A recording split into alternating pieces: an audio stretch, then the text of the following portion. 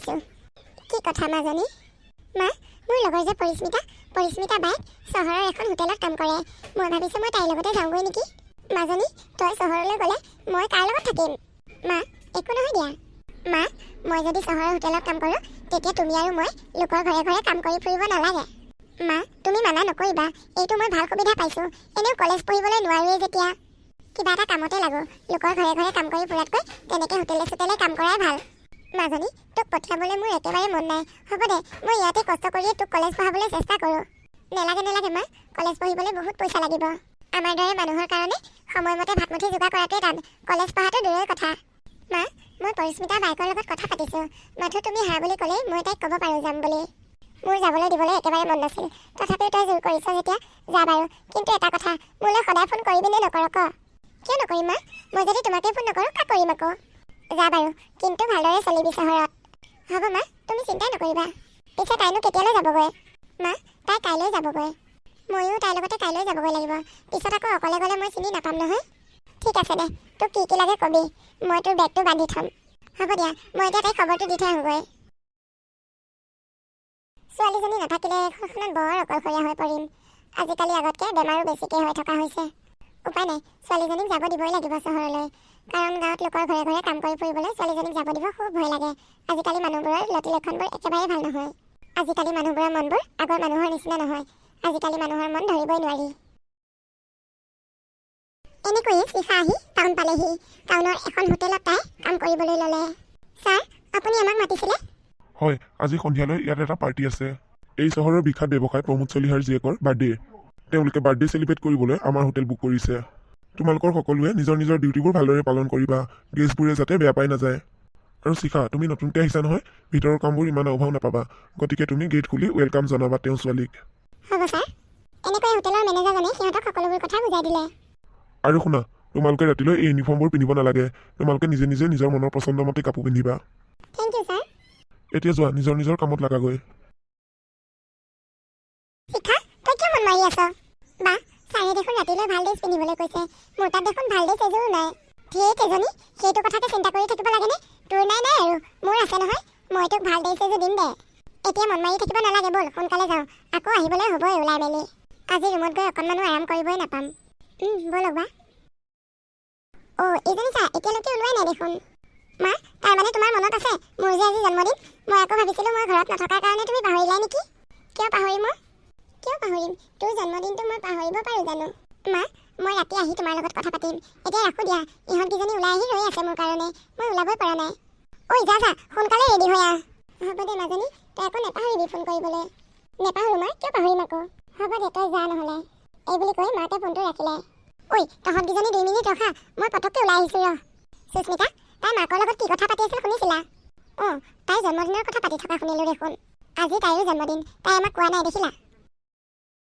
সুস্মিতা বা, মোৰ দেখোন এইটো চোলা পিন্ধিবলৈ বৰ লাজ লাগিছে। শিখা, তয়ো যে কথাবোৰ কৈ থাক আৰু। টাউনত এইবোৰ কাপোৰেই পিন্ধিব লাগিব। তোৰ সেই গাঁৱত পিন্ধা চাদৰ মেখেলাবোৰ টাউনত পিন্ধি থাকিলে নহ'ব নহয়। Shikha, happy birthday. Thank you. তোমালোকে কেনেকৈ গম পালা মোৰ বাৰ্থডে বুলি? কিয়, তই ফোনত কথা পাতি থাকোঁতে আমি শুনা নাই নেকি? তই আমাক ৰাতিপুৱাৰ পৰা কিয় কোৱা নাই তোৰ বাৰ্থডে বুলি? কিনো ক'ম, আমাৰ দৰে মানুহৰ বাৰ্থডেনো কি? আজি তোৰো বাৰ্থডে, নিশা মেমৰ বাৰ্থডে। চাচোন, নিশা মেম ধনীৰ কাৰণে হোটেলত আহি পাৰ্টি দিছেহি। আৰু তই আমাক গোটেই দিনটো বাৰ্থডে বুলি ক'বলৈ বেয়া পাই আছ। এৰাও, সেইবোৰে সোণৰ চামুচ মুখত লৈ জন্ম হৈছে। আজি মোৰ নিজৰ জন্মদিনটোত মই লোকৰ জন্মদিনৰ বাবে আয়োজন কৰি আছোঁ। সিহঁতৰ ভাগ্যই ভাল, ধনী মানুহৰ ঘৰত জন্ম হৈছে। ঐ, সেইবোৰ কথা কৈ এতিয়া মন বেয়া কৰি থাকিব নালাগে। সোনকালে যাওঁ ব'ল। নিশা মেমহে যি কাৰা। ৰাতিপুৱা মই ফোনত কথা পাতোঁতেই গম পাইছোঁ নহয়, যি টান সুৰত কথা কৈছে। কেনেবাকৈ যদি কিবা খেলি মেলি হ'বলৈ লাগে বৰ ডাঙৰ কথা হ'ব। মেনেজাৰ ছাৰে আমাকেই গালি পাৰিব। ব'ল সোনকালে যাওঁ। ব'লক বা, সোনকালে যাওঁ। মোক আকৌ গেটৰ দায়িত্ব দিছে নহয়, কেনেবাকৈ দেৰি হ'ব লাগিলে মোৰেই দিগদাৰ হ'ব। এই বুলি কৈ গোটেইকেইজনী খৰধৰকৈ ওলাই গ'ল। তোমালোক পালাহি, যোৱা, গেষ্টবোৰ আহিবই হৈছে। এটা কথা তোমালোকে মনত ৰাখিবা, যাতে কোনো গেষ্টে বেয়া পাই নাযায়। আমাৰ ইয়াত আগতে বহুত সৰু সুৰা বাৰ্থডে পাৰ্টি হৈছে, কিন্তু এইবাৰ এইটো সকলোতকৈ ডাঙৰ পাৰ্টি। আৰু নিশা মেমে যাতে কোনো কাৰণতে বেয়া নাপায়। শিখা, তোমাৰ ওপৰত নিশা মেমৰ দায়িত্ব থাকিল। হ'ব ছাৰ, আপুনি কোনো কাৰণতে চিন্তা নকৰিব। আমি ভালদৰে নজৰ ৰাখিম, কাকো বেয়া পাই যাবলৈ নিদিওঁ। সুস্মিতা, পৰি, তোমালোকে ভিতৰৰ দায়িত্বত যোৱা। শিখা, তুমি ইয়াতেই থাকা, গাড়ী আহিলে গেট খুলি দিবা। হ'ব ছাৰ। এনেকৈয়ে শিখাই নিশা মেমৰ বাবে বাহিৰতে ৱেইট কৰি থাকিল। তেনে সময়তে এজন অচিনাকি ল'ৰাই বাহিৰৰ পৰা আহি শিখাক মাতি লৈ গ'ল। মেডাম বাহিৰত গাড়ী এখন ৰৈ আছে, আপোনাক বিচাৰিছে। নিশ্চয় নিশা মেমি পালেহি। মই গৈছোঁ ৰ'বা। এই বুলি কৈ শিখাই খৰধৰকৈ গেট খুলি বাহিৰলৈ ওলাই আহিল। ল'ৰাজনো তাৰ পৰা নাইকিয়া হ'ল। কোঠা আমাৰ হোটেললৈ দেখোন কোনোৱে অহা নাই। তাই তেনেকৈ ভাবি থাকোঁতেই গাড়ী এখনে আহি তাইক উঠাই লৈ গুচি গ'ল।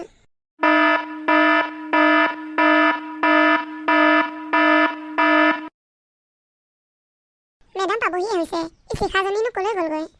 তাইকতো চাৰি গেট খোলা দায়িত্ব দিছিল। গেটখন খোলাই হৈছে দেখোন। গাড়ী আহিলেই, মেডাম পালেহি হ'বলা। তেনে সময়তে নিশা মেম আহি হোটেলত উপস্থিত হ'লহি। শিখা তই ক'ত গৈছিলিগৈ? আৰু তই এইবোৰ কি ড্ৰেছ পিন্ধিছ? তেতিয়া দেখোন তোক একেবাৰে ফৰকটো দিওঁতেই পিন্ধিবলৈ লাজ কৰিছিলি। কোন শিখা? মই কোনো শিখা নহয়। তোমালোকে কি গেষ্টক এনেকৈ ব্যৱহাৰ কৰা নেকি? ঐ শিখা কিনো ফাল্টু কৰি আছ? নিশা মেম পাবহিয়ে। মই কোনো শিখা তীখা নহয়, মই নিশাই হয়। তই যে ইমান ফাল্টু কৰি আছ ছাৰে গম পালে তোক দিব ৰহ। পাপাই যে কি ফাল্টু হোটেলখন বুক কৰিলে নহয়। কৰ্মচাৰীবোৰ দেখোন মানুহৰ লগত কথা পাতিবই নাজানে ভালদৰে। মেডাম পালেহি। সুস্মিতা মেডামক ভিতৰলৈ লৈ যোৱা। বিক্ৰম তোমালোকৰ কৰ্মচাৰীবোৰে ভালদৰে কথা পাতিবলৈ নাজানে নেকি মানুহৰ লগত? মোক তেতিয়াৰ পৰা শিখা কৈ তই কথা কৈ আছে। মেডাম আপোনাৰ দৰে একেই ঘৰৰ ছোৱালী এজনী আমাৰ ইয়াতেই কাম কৰে। তাইৰ নামটো শিখা। তেওঁলোকে তাই বুলিয়ে ভাবিছে চাগে। আগে পিছে আপোনাক দেখা নাই যে। শিখাৰ ষ্টাফটোৱে গমেই নাপায় যে শিখাক কোনোবাই ধৰি লৈ গ'ল। তেনে সময়তে এজন ল'ৰাই দৌৰি আহি খবৰটো দিয়েহি। ছাৰ আপোনালোকৰ ইয়াত যে কাম কৰে শিখা মেডামক গাড়ী এখনত ভৰাই কোনোবাই লৈ গৈছে মুখত ধৰি। কি তুমি নিজেই দেখিছানে? হয় ছাৰ মই নিজেই দেখিছোঁ। গাড়ীখন কি গাড়ী বাৰু তুমি চিনি পোৱানে? নাজানো মেডাম, খালী নীলা গাড়ী এখনে লৈ গৈছেহি। অফিচত হোৱা মোৰ সৃষ্টি হৈ গ'ল। ৰ'ব আপোনালোকে ইমান টেনশ্যন কৰিব নালাগে। মই মোৰ পাপাৰ লগত কথা পাতি আছোঁ। এই বুলি কৈ নিশাই দেউতাকক খবৰ দিলে। ময়ো তেওঁলোকৰ ঘৰলৈ খবৰ দিওঁ। কেনেবাকৈ তাই ঘৰেই পালেগৈ নেকি আকৌ? এই বুলি কৈ সকলোৱে শিখাক বিচাৰিবলৈ ল'লে। শিখাক কোনোবাই গাড়ীত তুলি লৈ যোৱা বুলি শুনি নিশাৰ মাক দেউতাকো খৰধৰকৈ আহি হোটেল পালেহি। আনফালে শিখাৰ মাকো গাঁৱৰ পৰা খৰধৰকৈ আহি হোটেল পালেহি। মেনকা তই ইয়াত? তই ইমান দিনে ক'ত নিউন্দেশ হৈ গৈছিলি? আমি তোক বহুত বিচাৰি ফুৰিছিলোঁ। তোৰ ক'ৰবাত কিবা হ'ল বুলি ভাবিছিলোঁ। মোক চিভিলতে পেলাই থৈ তই মানুহজনী নাইকিয়া হৈ গ'লি। এতিয়া কি এইখন হোটেলতে কাম কৰ নে কি তই? নাই মেডাম মই কাম নকৰোঁ। মেডাম ইয়াত মই কাম নকৰোঁ। আৰে তই কান্দিছ কিয়? নেকান্দিবি ৰ। মেডাম মোক আপুনি ক্ষমা কৰি দিব। মই আপোনাৰ ওচৰত বহুত ডাঙৰ ভুল এটা কৰিছোঁ। পাৰিলে আপুনি মোক পুলিচতে গোটাই দিয়ক। আজি যে এই হোটেলৰ পৰা নাইকিয়া হৈছে ছোৱালীজনী, সেই ছোৱালীজনী আচলতে সেই ছোৱালীজনী তোৰ নেকি? ৰহ তই চিন্তা নকৰিবি। আমাৰ এওঁ CBI লগাই দিছে। তেওঁ চহৰৰ ভিতৰতে আছে, বাহিৰ হৈ যাব পৰা নাই। তেওঁ পাব ৰহ, সোনকালে ঘূৰাই পাব তেওঁক। তেনে সময়তে শিখা আহি হোটেল পায়হি। শিখা তই পালিহি? শিখা তোৰ কিবা অসুবিধা হৈছে নেকি? নাই একো অসুবিধা হোৱা নাই। মা তই ইয়াৰ পালিহি যে? মাজনী তোৰ খবৰটো পাই মই ৰৈ থাকিব নোৱাৰিলোঁ। মই আহি চহৰ পালোহি। সঁচাকৈ দেখোন ছোৱালীজনী মোৰ দৰে একেই দেখিবলৈ। মেডাম মই আজি আপোনাক এটা সঁচা কথা ক'ম। কি কথা ক আকৌ? মেডাম আপোনালোকে মোক বহুত বিশ্বাস কৰিছিল। আপুনি যেতিয়া হস্পিটেলৰ বেডত পৰি আছিল ছাৰে মোক বহুত বিশ্বাস কৰি আপোনাৰ কাষত থাকিবলৈ কৈছিল। ছাৰৰ হঠাতে অফিচৰ কিবা কাম হোৱাৰ কাৰণে ছাৰ আপোনাৰ লগত থাকিব নোৱাৰিলে। আৰু তেনে সময়তে আপোনাৰ ছোৱালী দুজনী জন্ম হৈছিল। আৰু মই লোভিয়ানীয়ে লোভ সামৰিব নোৱাৰি আপোনাৰ দুজনী ছোৱালী দেখি এজনী ছোৱালী মই চুৰ কৰি হস্পিটেলৰ পৰা লৈ গুচি আহিলোঁ। ডক্টৰে কৈছিল আপোনাৰ চেঞ্জ অহা নাই। মই আপোনাৰ চেঞ্জ অহালৈ ৰৈ নাথাকিলোঁ। ডাঙৰ ছোৱালীজনীক আপোনাৰ কাষত থৈ সৰু ছোৱালীজনীক লৈ মই হস্পিটেলৰ পৰা গুচি আহিলোঁ। তেতিয়াৰ পৰা মই চহৰ তহৰ চব বাদ দি গাঁৱত থাকিবলৈ ল'লোঁ। গাঁৱতে মই মানুহৰ ঘৰে ঘৰে কাম কৰি ফুৰোঁ। আৰু তেনেকৈয়ে শিখাক মই ডাঙৰ কৰিলোঁ। আপোনাৰ ডাঙৰ ছোৱালীজনীৰ নাম নিশা আৰু সৰু ছোৱালীজনীৰ নাম শিখা। ডক্টৰে যেতিয়া বাৰ্থ চাৰ্টিফিকেট উলিয়াব খুজিছিল মই তেতিয়া ডাঙৰ ছোৱালীজনীৰ নামটো নিশা বুলি কৈ তাৰ পৰা গুচি আহিছিলোঁ। আৰু সৰুজনীৰ বাৰ্থ চাৰ্টিফিকেট মই তাত নুলিয়ালোঁ। মই আহি গাঁৱৰ হস্পিটেলত উলিয়াইছোঁহি। তাইৰ নাম নিশা দিয়াৰ বাবে এই নাম মই শিখা দিলোঁ। তোক আমি বহুত বিশ্বাস কৰিছিলোঁ। তই যে আমাৰ লগত তেনেকুৱা কৰিবি আমি সপোনতো ভবা নাছিলোঁ। সঁচাকে ছোৱালীজনী ইমান ডাঙৰ হ'লহি আজিলৈকে গম নাপালোঁ মোৰ যে দুজনী ছোৱালী জন্ম হৈছিল। তই বাৰু আমাক কমটো বিশ্বাসঘাতকতা কৰিলি নে? সঁচাকে আপুনি সেইটো ডাঙৰ ভুল কৰিছে। মোৰ ভণ্টি থাকিও নথকা। এতিয়া কিন্তু গম পালোঁ যেতিয়া ভণ্টিক আপোনাৰ হাতত এৰি নিদিওঁ। ভণ্টিক আমি লৈ যামগৈ। তাই কেনেকৈ হোটেলত কাম কৰিব দিব নোৱাৰোঁ। ভণ্টি আহচোন মোৰ ওচৰলৈ আহ। বা সঁচাকে মই ইমান দিনে আপোন মানুহবোৰৰ মৰমৰ পৰা বঞ্চিত হৈ আছিলোঁ। মা তুমি এনেকুৱা ভুল কিয় কৰিছিলা? মোক মোৰ নিজৰ জন্ম দিয়া মা দেউতাৰ পৰা কিয় চুৰ কৰি লৈ আহিছিলা? তোমাক মই বহুত বেয়া পাইছোঁ মা। মাজনীও তই মোক ভুল নুবুজিবি। মোৰ কোনো ল'ৰা ছোৱালী নাছিল, সেইবাবে তোক মই চুৰ কৰি লৈ আহিছিলোঁ। এতিয়া আৰু তই মোৰ লগত যাব নালাগে। তই তোৰ জন্ম দিয়া মা দেউতাৰ লগতে যাবিগৈ। নহ'ব মই অকলে নাযাওঁ। মোৰ লগত তুমিও যাব লাগিব।